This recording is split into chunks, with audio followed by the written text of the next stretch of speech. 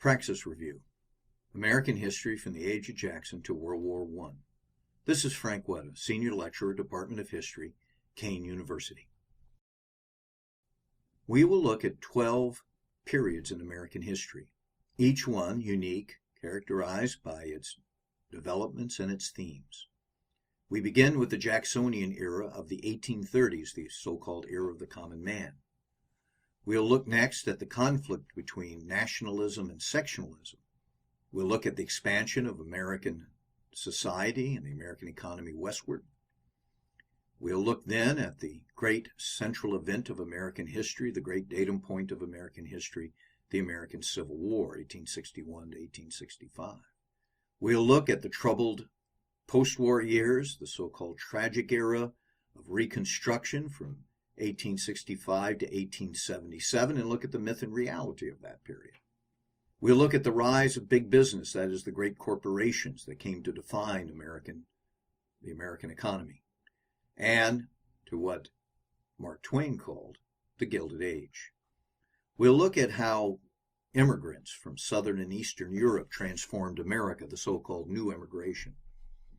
We'll look at politics and political machines in a changing America, politics and political machines, particularly at the turn of the century, in the early 20th century. We'll look at agrarian discontent, farming discontent, the so-called populist movement, and its effect upon American history.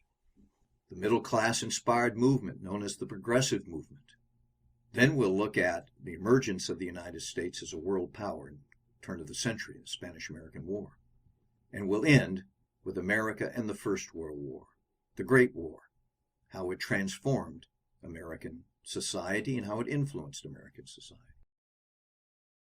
The Jacksonian Era, the 1830s.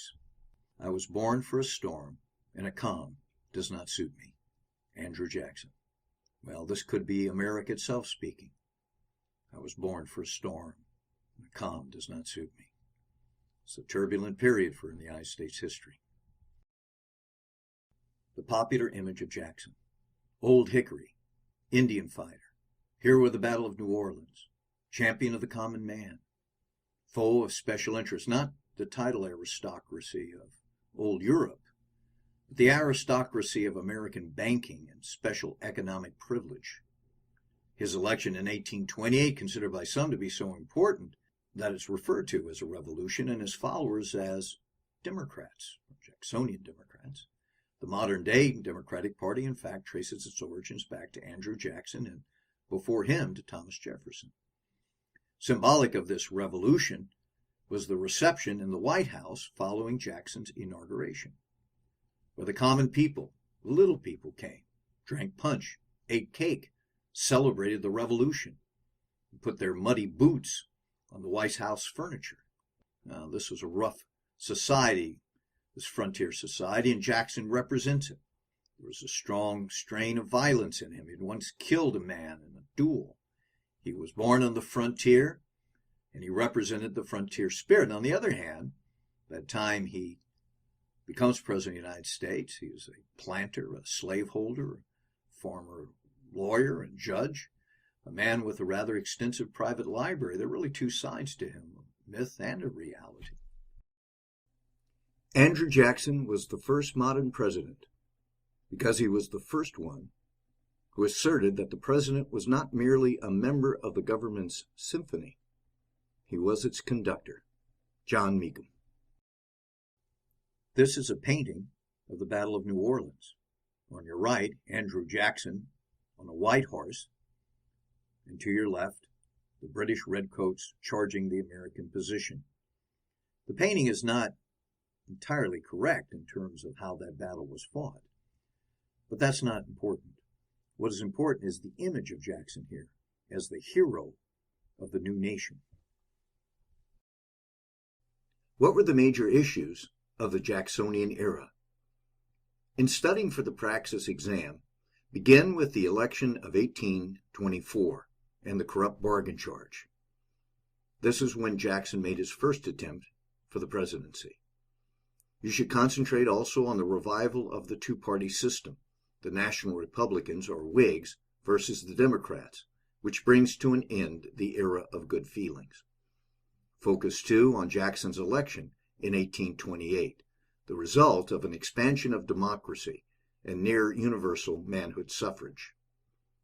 Look at Jackson as an activist president, a president who sets the national agenda, for good or bad.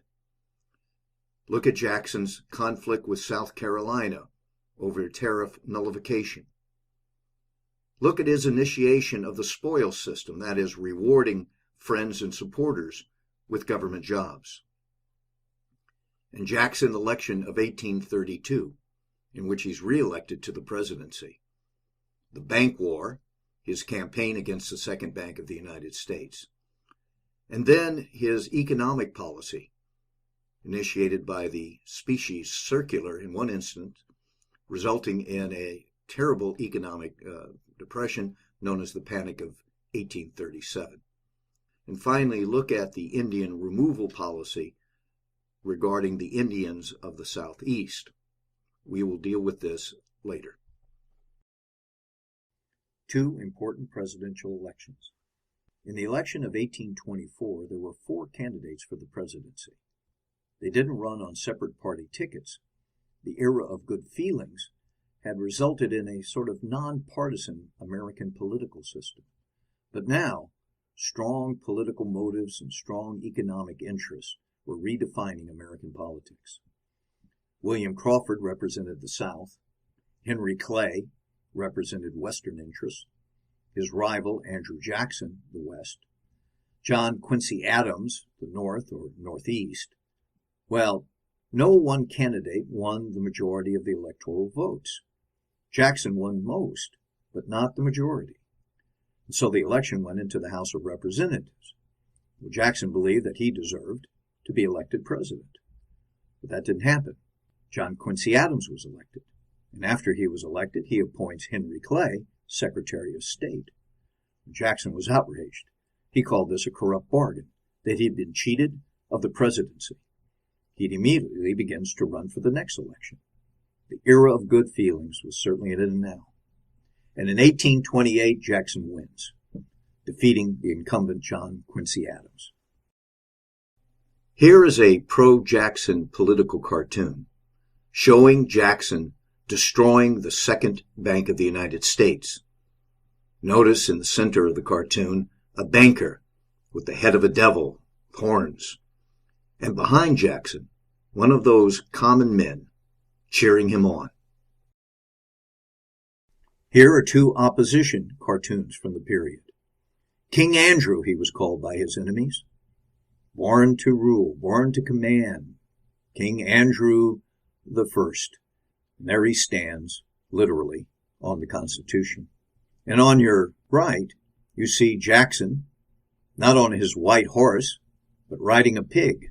To the victors belong the spoils, a criticism of what some considered a corruption of the American political system.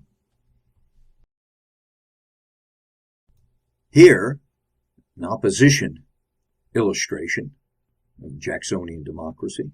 The reign of King Mob. Here, America is a great piece of cheese, and the common people are cutting it up.